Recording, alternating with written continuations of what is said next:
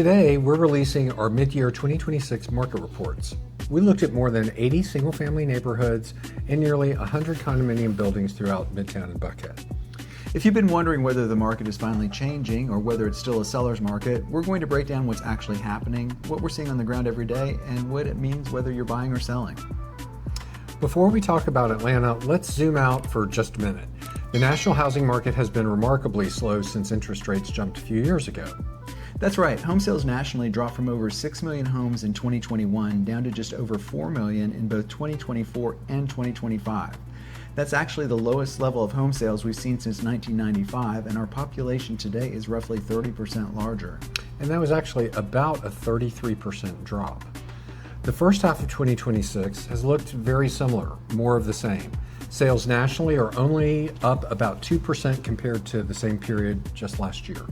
Mortgage rates have helped a little. They've bounced around between about 6% and 6.5% this year, but not enough to dramatically change buyer behavior.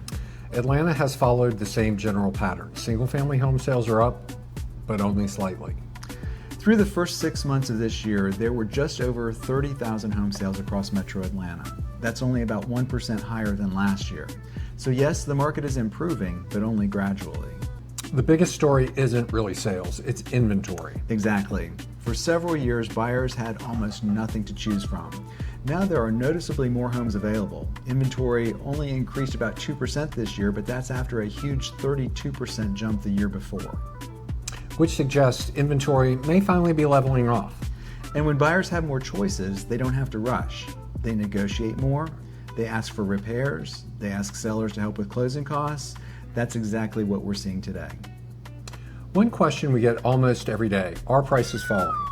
Overall, not really. Metro Atlanta prices are still up about 2% compared to last year, but that's the overall average. When we look neighborhood by neighborhood, 42% of the neighborhoods we studied actually showed lower average prices than they had 1 year ago. That's why broad headlines don't tell the whole story. Real estate has always been local. Some neighborhoods remain extremely competitive, like Candler Park. Others are softening. So, are we still in a seller's market? Mostly, but not everywhere.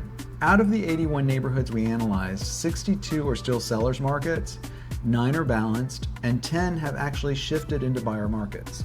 Mostly on the west side and in East Point and other areas. That's a pretty significant change from just a couple years ago. It's definitely becoming a healthier market. Buyers have more leverage, but good homes in desirable neighborhoods still sell very quickly.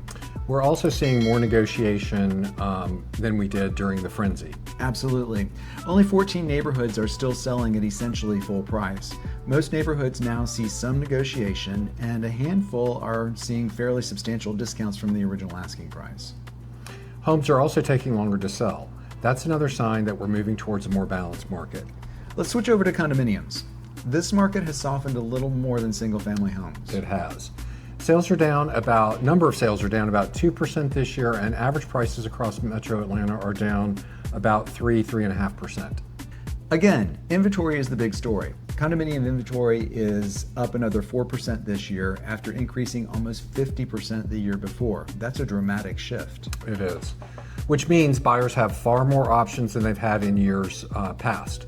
They're taking their time, and sellers are having to compete much harder. In fact, we've seen a number of buildings, condo buildings, that have well over a year's supply of inventory. Midtown has definitely felt that change. Average prices are down just over 3%.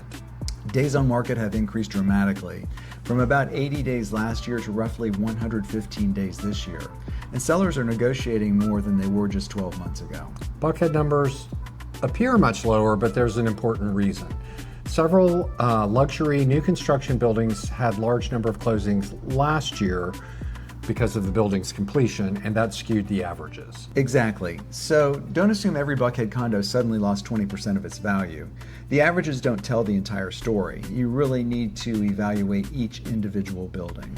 People always ask us, so is this a good time to buy? Or should I wait to sell? The honest answer is it depends. It depends on your neighborhood, it depends on your building, your goals, and your timing. That's exactly why we produce these reports every 6 months. They're designed to help people understand what's really happening instead of relying on national headlines. If you'd like to know what's happening in your specific neighborhood or even your particular condominium building, give us a call. We'd be happy to prepare a customized market analysis. Thanks for watching. We'll see you in the next market update.